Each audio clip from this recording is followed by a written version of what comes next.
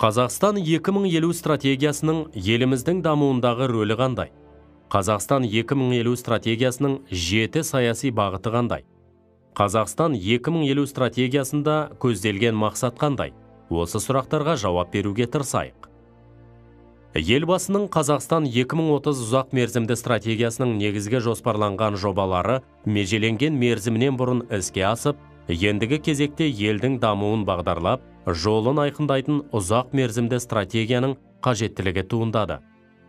Қазақстан 2050 стратегиясының еліміздің дамуындағы рөлі қандай?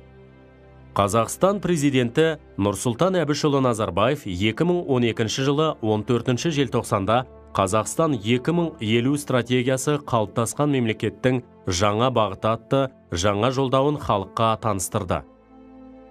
Еліміз тәуелсіздіктің 20 жылы ішінде ел іргесі мықты қаланып, баянды ғұмыр кешіп, дамыған 50 елдің бірі болады деген саяси тұжырымы орындалып, мемлекет басшысы бұл жолдауда дамыған 30 елдің санатына қосылу міндетін қойды.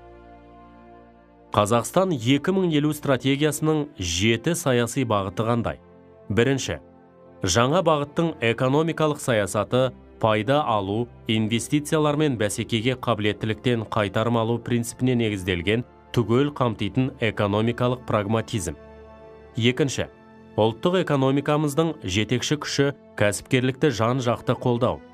Үшінші, әлеуметтік саясаттың жаңа принциптері, әлеуметтік кепілдіктер мен жеке жауапкершілік. Төртінші, білім мен кәсіби машық, заманауи білім беру, кадрларды даярлау мен қайта даярлау жүйесінің негізгі бағдарлары. Бесінші, мемлекеттілікті одан әрі нығайту және қазақстандық демократияны дамыту. Алтыншы, дәйекті де болжамды сыртқы саясат, ұлттық мүдделерді ілгерілету мен өңірлік және жаһандық қауіпсіздікті нығайту. Жетінші, жаңа қазақстандық патриотизм, біздің көп ұлтты және көп конфессиялы қоғам табысының негізі. Қазақстан 2050 стратегиясында көзделген мақсат қандай? Елбасы жолдауда өркендеген экономикасы, берекелі қоғамы, бақытты да кемел болашағы бар мәңгілік ел болуды басты мақсат етіп қойды. Сонымен бірге Қазақстанды дамыған 30 елдің қатарына қосу міндетін қойды. Қазақстан 2050 мәңгілік елге бастайтын ең абыройлы, ең мәртебелі жол. Осы жолдан айнымайық деді Нұрсұлтан Әбішұлы Назарбаев.